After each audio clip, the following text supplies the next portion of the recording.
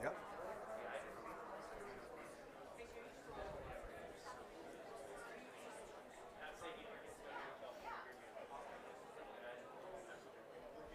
Yeah.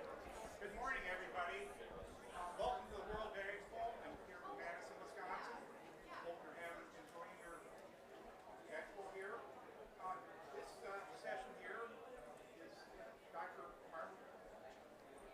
Arnold Carver's there. He's a dairy solution expert with unique data. So thank you very much. I do have one request. If you find any comments or suggestions to improve, I got surveys. I'll hand them out when you walk out. Thank you very much. Enjoy the presentation. Thank you for the introduction. So I'm here today, the World Dairy Expo, to share something exciting with you, and that's a camera-based system to do automated locomotion monitoring, and with that, I think we can improve our hoof health protocols. So I work with Nedap. Very quick introduction about Nedap. Nedap is a company with a headquarters in the Netherlands. We have teams in the US and in other parts of the world. Headquarters in the Netherlands. We're a company, we're already 95 years old. In fact, the day before yesterday, we celebrated our 96th anniversary. And we create technological solutions for 4 key markets. And livestock is one of those key markets. And we're constantly looking to unlock the possibilities of new technologies to serve the dairyman. Now, Nedap, we have a network of trusted business partners, well-known companies in the dairy industry that help us bring our technology to the farm. Myself, I have a background in dairy. I grew up on a typical Dutch dairy farm, and as a child, I got hit by the dairy virus. It never let go, so I spent my entire life in the dairy industry, and right now at Nedap, I'm working in a team. The responsibility of this team is to look for new technologies that can complement our portfolio. So to me, that's really the coolest jobs. I get to work with new technology, get to work with dairy cows. That's absolute amazing. Now, the current platform that we have at Nedap is that started about 50 years ago. So Nedap is already in the dairy industry for over 50 years. And it all started with RFID technology to ID a cow. And that is still a cornerstone of our solutions today. We can create the most beautiful insights. We can collect all kinds of traits. If we don't know what cow we're talking about, then the information is pretty much useless.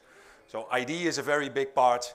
But then there's, of course, in those 50 years, to stay relevant and to stay active in the market, we develop new solutions. And that evolved into a full stack cow monitoring platform. To the left you see the sensors that we have, and we really are proud of the durability of the sensors. They operate very well in a farm environment, but in the end they are just in the background. If it's good, you barely notice them because they are just doing the hard work and you don't have to care about that. They just work. The more interesting part is the middle part, is the data that those sensors collect. How do we turn that into insights? And that's where we really make a difference. We use data analytics, smart algorithms, to turn the data from the sensors into insights that you can use to make smarter decisions and improve results. And then the last part, because it doesn't stay just with insights that we present to you, if you want, we can also help you automate those insights and turn them into action. If a cow needs attention, you can decide if you want to bring that cow to your workers. You can use our sorting solutions, or if you want to bring the farm staff to your cow, you can use our locating solutions. Now, this whole platform is very heavily based on wearables, and right now we're adding a new solution, a camera, to do locomotion monitoring.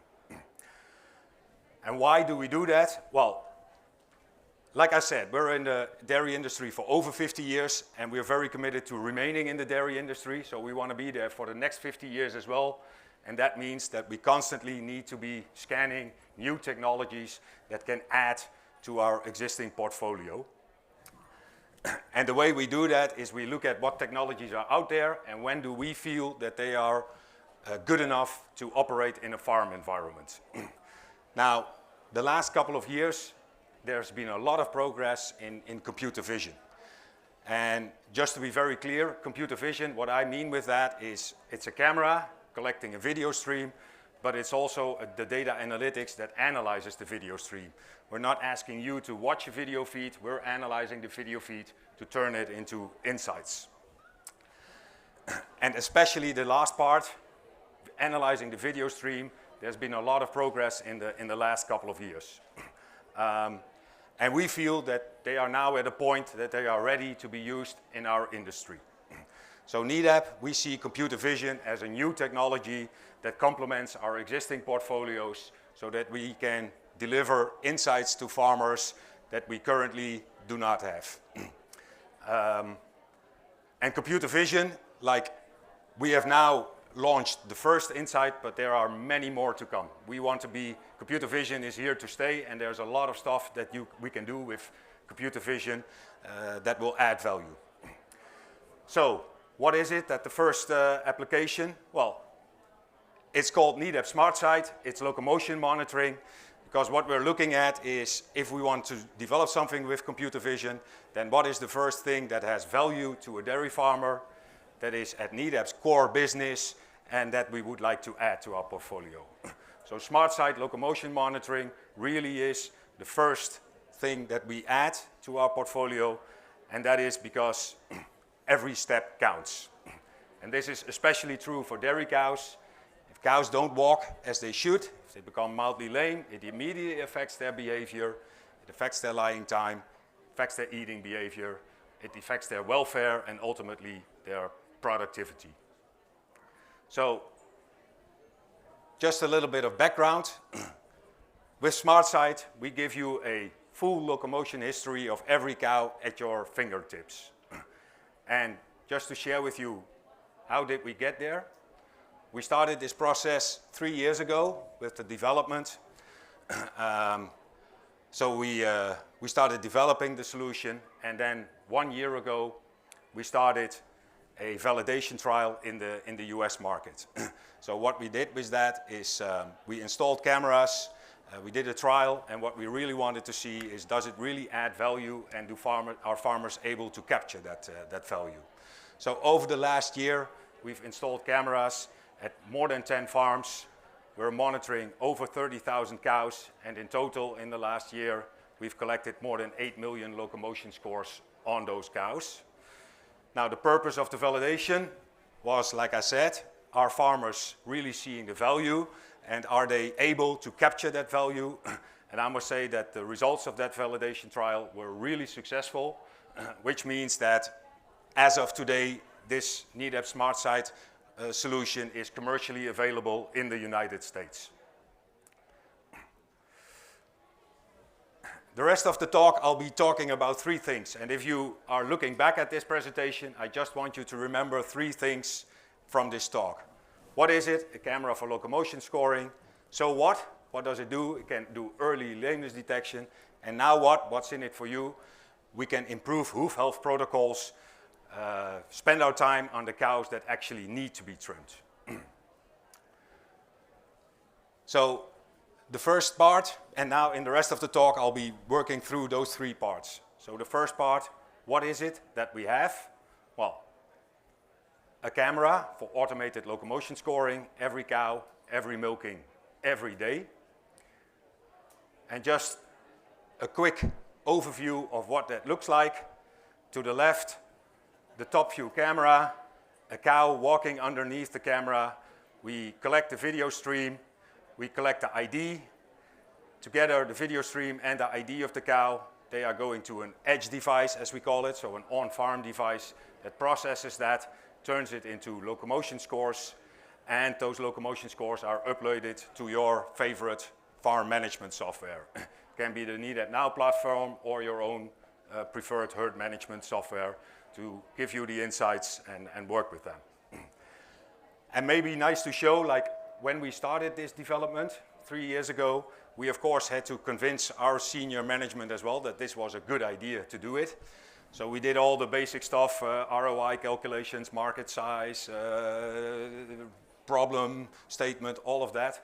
But we also created a video to show what the solution would look like. And this is just a completely fake video. We pretended that there was a camera just by adding a few beams over here and then having a cow walk underneath it. And this really helped our management to be convinced that scoring locomotion was a good idea. Now this, like I said, this was the fake video that we created a couple of years ago. And now what does it look like today? This is one of the trial farms that is actually using the camera right now.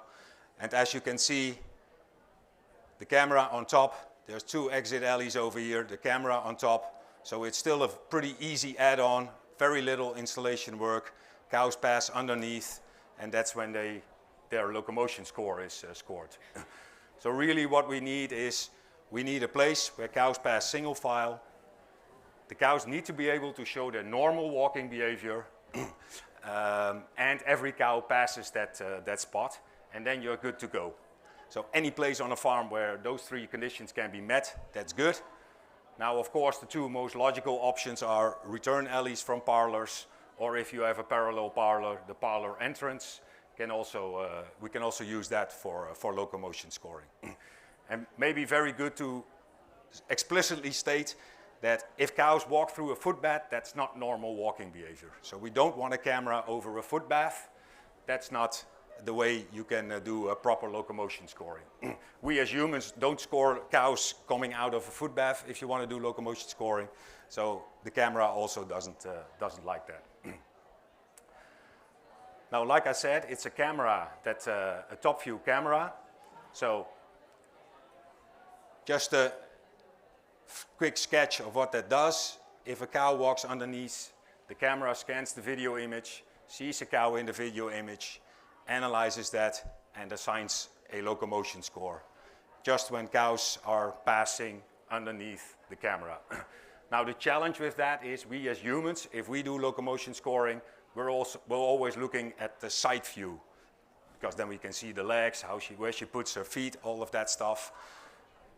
From the start on, we said we want to have a top view camera because it's a much easier install, it's less maintenance, and there's a lot of farms where you can, on almost any farm, I believe, you can install a top view camera. Side view is much harder. But that was one of the challenges that we solved during the development process. People scoring from the side view, and how can the camera see that same locomotion from the top view? The other thing is, the camera is there, but then the other thing is the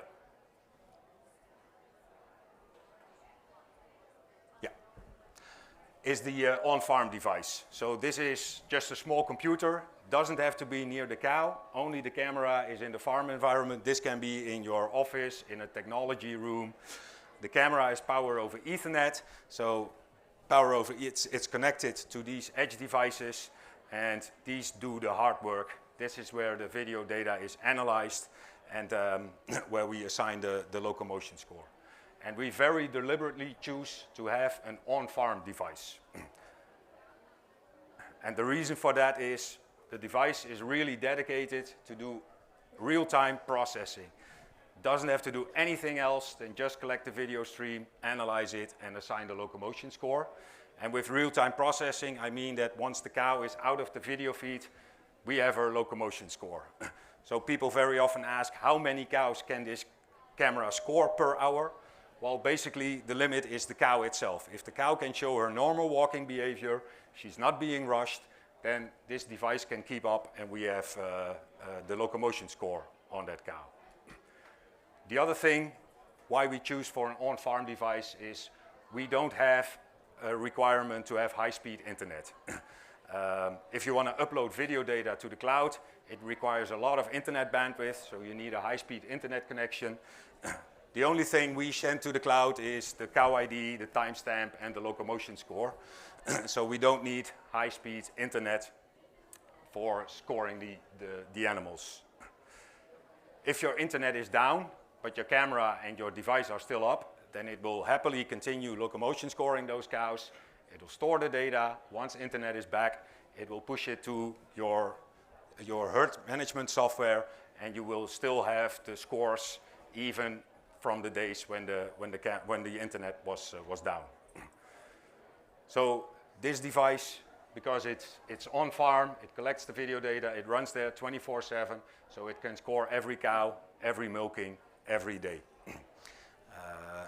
And that helps you a lot as well with detecting when a cow starts to deteriorate, when her lameness is starting to deteriorate. And the last one, and I want to explicitly mention that as well, it also has to do with data security. We don't upload any video data, so nobody can do something with your video data that you do not want. In fact, the video data doesn't leave the farm. The video data doesn't even leave the edge device. Once the cow has been scored and the video has been analyzed, we throw it away because we can't use it, we can't store it on the device, and we don't need it anymore because we have the result that we want, the locomotion score. So, maybe as a wrap-up, how does it work? Well, we can score every cow, every milking. It starts with IDing the cow. You can use Nedap Smart ID. It works with 840s. It's just an antenna that reads the 840s and we get the ID. Or if you have your parlor entrance ID, we can use that one. The ID together with the smart side camera, power over Ethernet, 3D camera, top view looking down.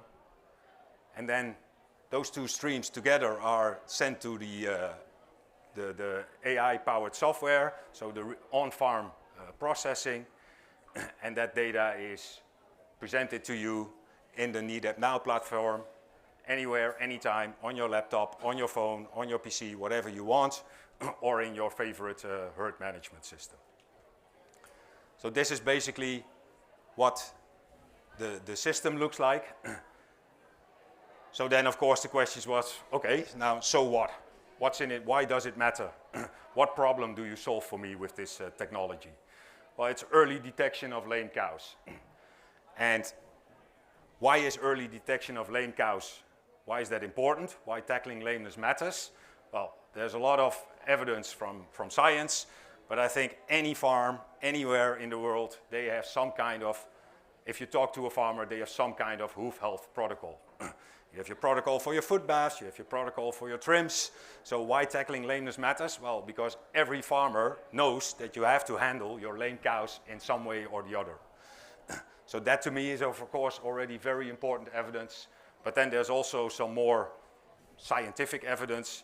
If we look at scientific literature, then it says that throughout their lifetime, almost every cow suffers from lameness at least once. And we also know that once a cow has gone lame, it's very likely that she will have repeat episodes of lameness. It's the number 3 reason for involuntary culling. It affects every function of a cow, her walking behavior, her lying behavior, her productivity. Another thing is that many farmers are unaware or are unaware of the full impact. Many farmers underestimate the true rate of lameness in a herd. And the financial impact can be huge. The average cost of a lame cow is about $4.50 per cow per day. So this is all facts from literature, from science. But the other thing as well is if you look at your favorite dairy magazine, and whether it's your Hordes or any other one, they have at least multiple times per year one issue with special focus on lameness. In the last year, Hordes Dairymen, at least on their website, already had at least 5 articles that were related to lameness. Dairy Global has a complete section based on lameness. Progressive Dairy, if you search on lameness, you get 966 hits, so quite a bunch of articles. Dairy Herd, scientific literature, they also see a huge increase in lameness research in recent years. And ultimately, I would say, the bottom line is, well, lameness, it's costing you. So we know that, and we know also that lameness costing you, and then the advice is how to solve that. Well, pretty easy. Find your cows that are lame quick and treat them. But that's the key issue. How do you quickly find your lame cows? From scientific literature as well, cost of lameness, science claims that it's about $4.50 per cow per day. And with most of the health issues, but especially with lameness, it's the case that a lot of those costs are what we call hidden costs or indirect costs. If you look at the breakdown, then 10% is due to medicine, 3% is due to other, like labor costs. And those are actually the costs that you really have to pay. You get an invoice for the medicine and you have to pay your vet or the guys that do the work. But all the other ones, and that's almost 90% of those costs, are you don't get an invoice for lost milk or for reduced fertility, but it's less revenue. And that's, for lameness, that's especially true. That's a large part of the costs of lameness are the so-called hidden costs. $4.50 per cow per day. A quarter of that is due to lost milk, reduced milk yield. Now a quarter from $4.50, that's about $1.10. So if you just look at milk prices and you subtract some costs that from that milk price, then you can assume that the reduced milk yield accounts for about 8 pounds of milk. If you have a 13-cent revenue on a pound of milk, then 8 pounds of milk covers $1.10. So that's about the costs of lameness. The milk yield part is worth about 8 pounds of milk. And I think anybody over here, you can see for yourself, is it a reasonable estimation that cows that are lame, would they produce 8 pounds less than they could have when they stayed healthy? Well, I think that's not a large number. So 25% already accounts for $1.10, then all the other parts account for the rest of the lameness. And if lameness was just something that very rarely happens, then you could still say, okay, I don't care. But really, lameness, the average prevalence rate of lameness is about 23%. And like I said, it's one of the key culling reasons for involuntary culling. And some more literature. This is a study from Denmark and the US, scientists from Denmark and the US, and they have compiled every lameness research trial that they could find in the last 30 years. So going back to the early 90s, they looked at the literature, pulled all the data together, and overall calculated what the average lameness rate was. And what it turns out, so in total it's 400,000 cows. That's quite a lot over 30 years. And that's where the 22.8% lameness prevalence rate across countries, across farming systems comes from. And about 6.5% of that lameness is the so-called severe cases. And I think this is also very typical. Like, people usually detect the severe cases, but you can see from this that for every cow that's severe, there are 2 to 3 cows that are mildly lame. They could benefit from a treatment as well, but then you need to be able to detect them. And I think this is also true that what you see with a lot of health traits, whether it's your milk quality, if you look at mastitis, your severe lameness case, you could compare that to a mastitis case with milk quality, but you also know that for every mastitis case, you also have a bunch of cows that are high somatic cell counts, and you want to prevent them from becoming mastitis cows.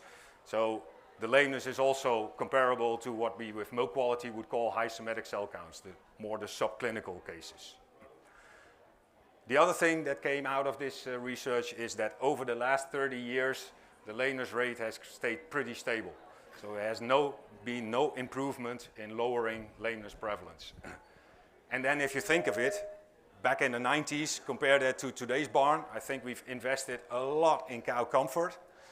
So we've done a lot with heat abatement, we have adjusted flooring, we've adjusted bedding, we've adjusted cubicles, we're optimizing stocking rates, we're reducing lockup times, so we've invested a lot in cow comfort.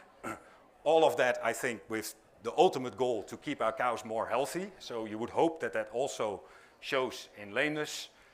Well, from the scientific literature, at least it says that unfortunately it did not help us a lot.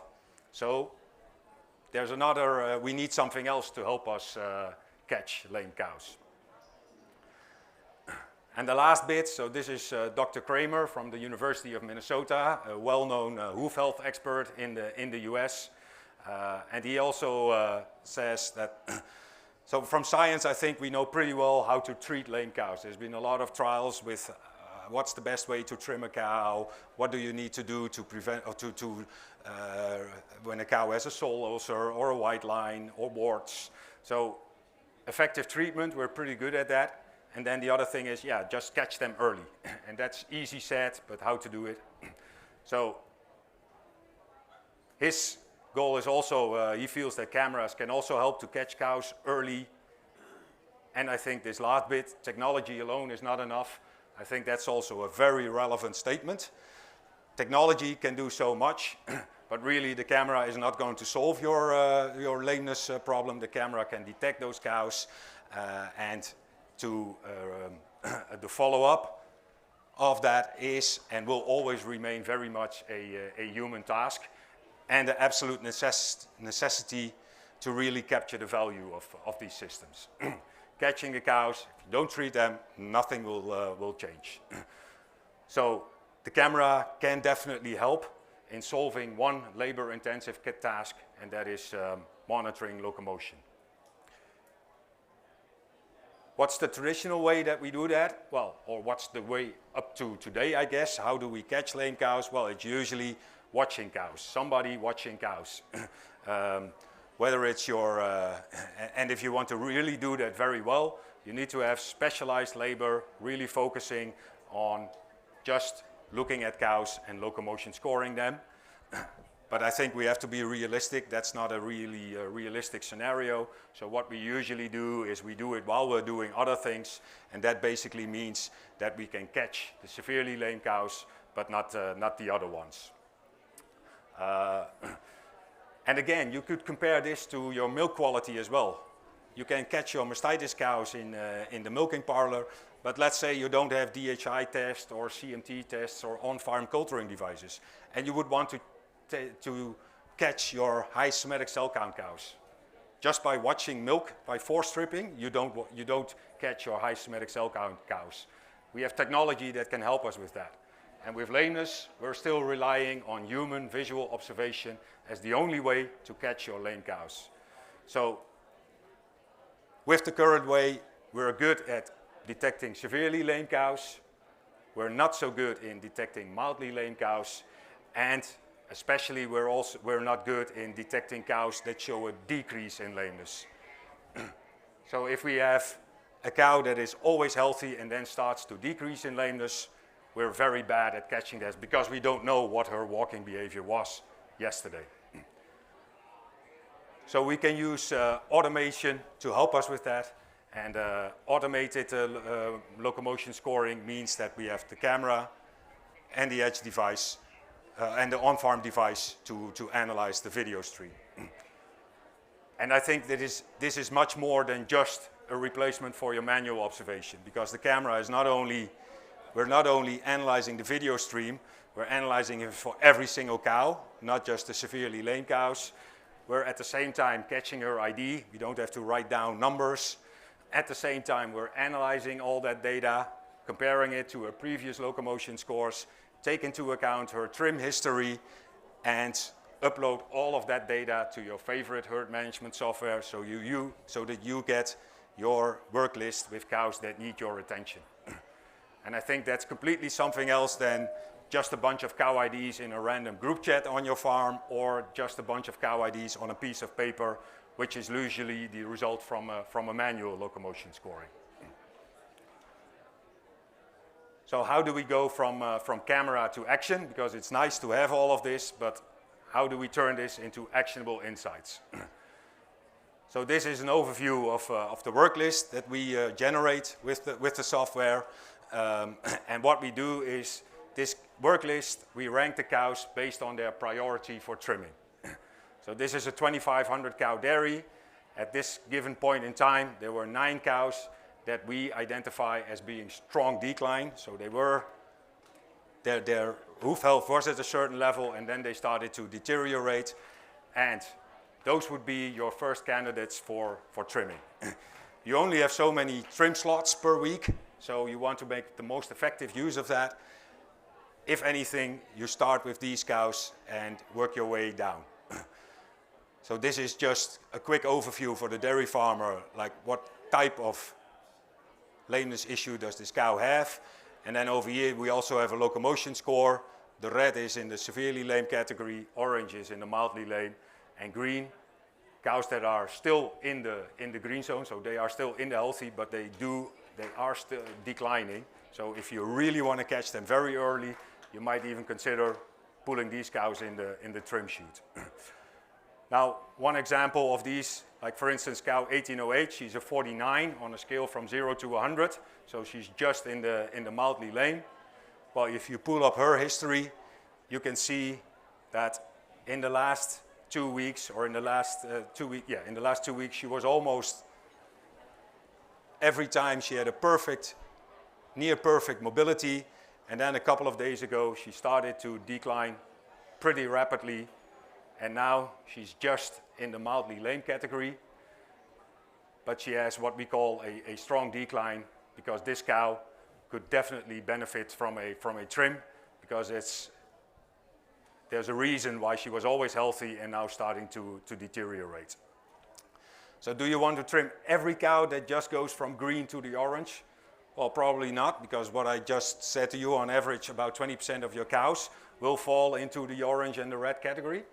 So trim any cow, it would mean you have to trim 20% of your herd. That's not realistic. So not every cow, but definitely this cow. And I think that's really what the technology can bring. Instead of just showing any cow, it can show you why this cow should be trimmed. So trim her now, she probably has a very high chance of a recovery, coming back into the green. And again, a fresh cow at day 26. So prevent her lameness getting worse right now, and you will not have your loss in milk yields. You will not have a prolonged calving interval. So there's a lot of reasons to trim a cow like this. So that's your actionable, that's the work list that you get, so you can immediately start working with that. The other thing, what we also do, is that we can show the recovery of a cow. Another example, this cow has been trimmed, so the trim knife over here indicates that she has been trimmed. She was also near perfect, going down, almost in the red. She has been trimmed, and you can see that she is quickly recovering. So with this recovery insight, you can check, is my trimming effective? Do I need to change my protocols? Is my trimmer effective? You can also check if that's effective. And is your cow effective? Does your cow recover quick enough? If not, this also gives you options to determine what do I want to do with this cow. Instead of waiting before, if she doesn't recover, then you can quickly decide, do I want to continue with this cow, or do I want to cull this cow and at least get her salvage value, and especially with today's beef prices, that's real money as well. So, insights into the recovery of cows can help you pinpoint what you need to do. And then there's also, based on a camera system, you can, what I call herd insights, so on a herd level, you can also show what your lameness prevalence is over time. And again, a real life example of a herd that had a hoof health protocol, which basically said 4 times per year we're trimming half of the herd. It's not ideal, it's not the trimming protocol he preferred, but he thought it's the only trim protocol that could work in his situation. Shortage of trimmers in the area, so that's the only thing that worked. But really, mid of September, they trimmed about half of the herd, and after that, you saw an increase in lameness prevalence. So one way, that herd trim session was not a very successful one.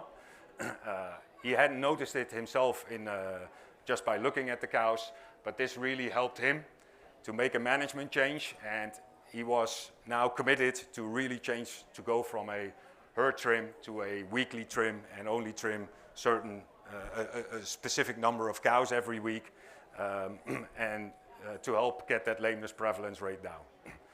And this also shows that it's not immediately that you see an impact. It lasts for a long time, because even end of February, he was not back at the level where he was before the herd trimming session. But this really helped him to improve or to change some of his hoof health protocols. So a camera system, the three key benefits that I just showed you.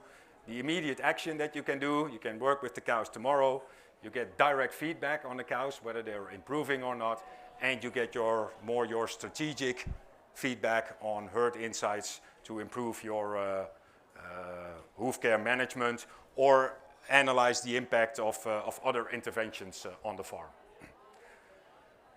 And then, what does that really do? So this is an actual data from farms that have been using our solution in the last year. And what you see over here on the x-axis is the days since the cows became lame. So day 0 is when our camera indicated they were lame. You see 2 lines.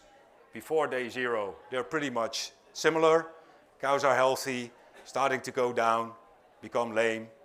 And then this is up to 80 days post-trimming. And you can see the red line, she's pretty quickly back in the green. And the blue line takes a lot longer before she's back in the green. So what's the difference between those 2 groups? Well, there's a 40-day difference. Cows in the blue group have a lameness 40 days longer than cows in the red group. And the difference is that based on the trim data that we get from those farms, the cows in the red group had an early treatment. They were trimmed within 5 days after the start of the lameness detected by our camera, and the cows in the blue group, they were trimmed 10 days or later after the start of the treatment. And the difference between those groups is 40 days of lameness. And that results in approximately $45 per cow per year savings. And early treatment, less than 5 days. I think in a couple of years, I hope that we will be looking back and saying probably within 5 days is not early treatment. Again, do the same example with milk quality. Would you wait 5 days before you treat a cow with mastitis? I think nobody would. And I think with lameness, it's the same. If cows really go lame, early treatment, I hope we can start treating those cows earlier. And then the other thing that we also can notice over here is the cows that in the group with the late treatment, their locomotion score remains lower even at day 80 than the cows in the healthy group. So the get lame, stay lame definitely is true for these cows. They are really predisposed for another case of lameness. So with that, I think I've shown you that tackling lameness actually matters. And now what? How can we improve our hoof health protocols with this new insights?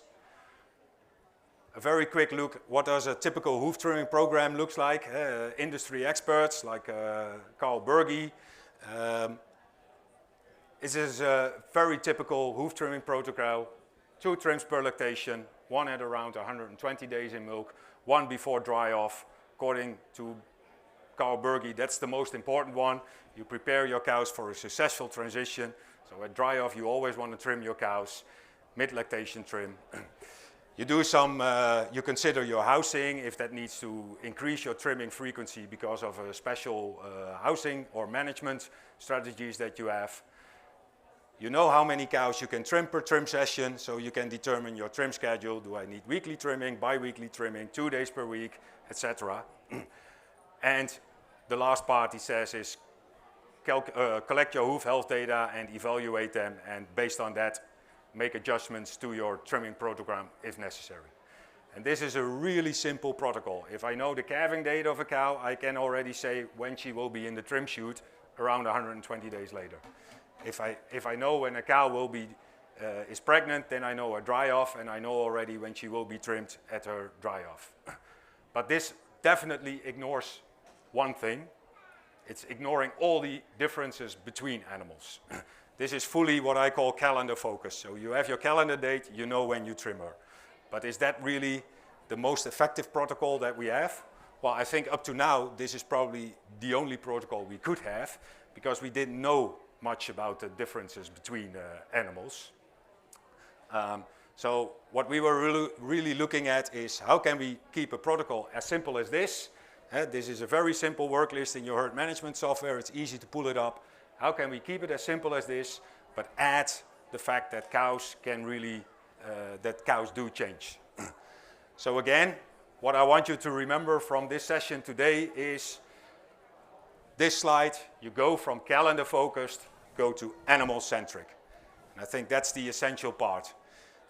Calendar focused means that we trim cows that probably don't need it. We do not trim cows that probably do need it.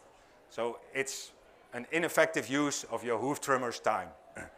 We go to animal centric, we can let cows be cows, only trim the cows that need it, and keep your yearly pre-dry trim, 1 yearly maintenance trim. It makes perfect sense, but for the rest, you can rely on automation to help you find the cows that actually need the trim, and don't mess with the cows that don't need it. So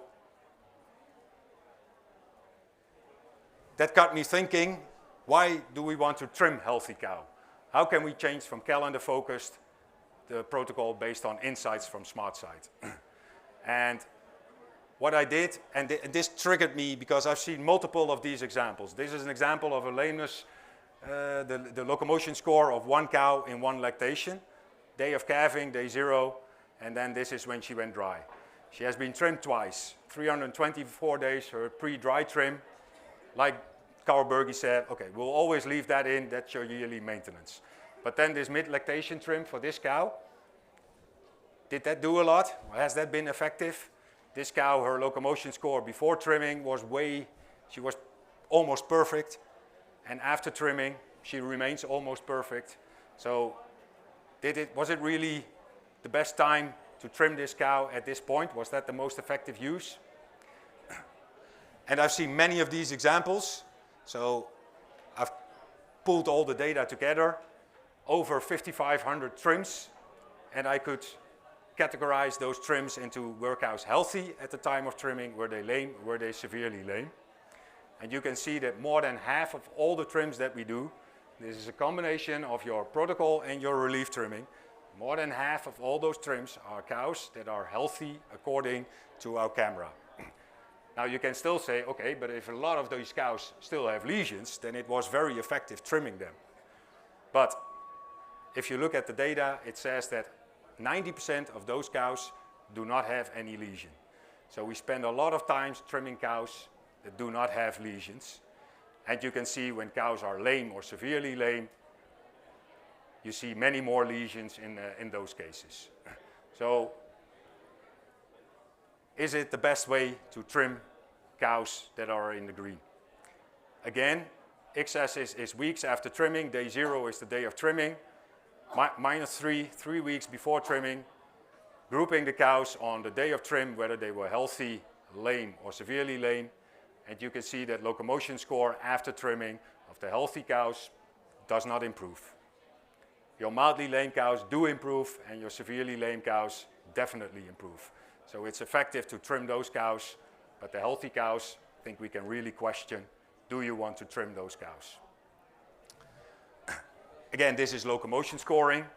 Of course, there are other output parameters as well.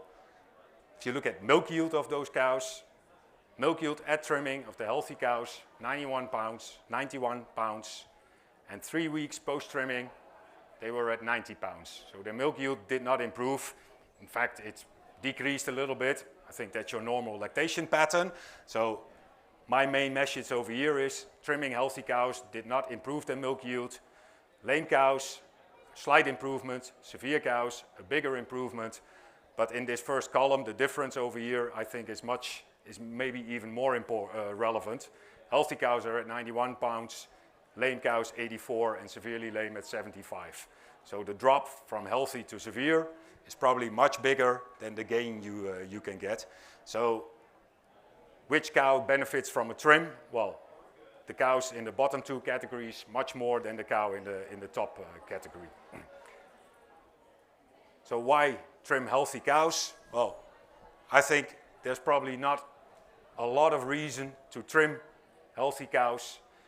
And I really think that we could consider changing protocols and turn them from calendar focused into animal centric. You could consider skipping mid-lactation trim of healthy cows, you get more effective use of your hoof trimmer's time. You could either trim less cows or you could trim other cows, up to you. But with this solution, we give you options to optimize your hoof health protocols, options that you did not have before. So finally,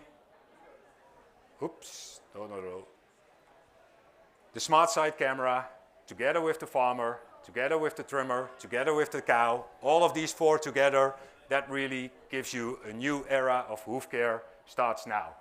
And with that, thank you for your attention. Nedap, booth 3203 if you want more details or more information, and I'd be happy to take any questions if you have them. Thank you.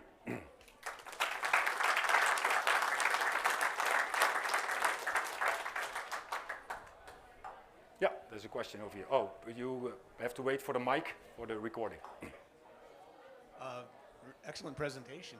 It seems like we're going to create a really good job for hoof trimmers, that having somebody on farm might be worthwhile, getting early intervention, especially on larger farms. You mean a specialized hoof trimmer on a farm? Yeah. Well, I think probably many big dairies already have specialized hoof trimmers, but yeah, I definitely agree. Like if we want to do early treatment, then you need people there to do that treatment. Yeah, good point.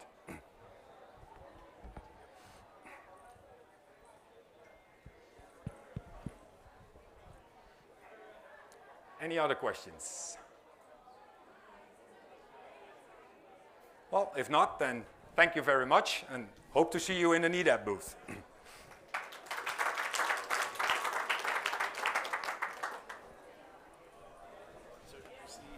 on the farms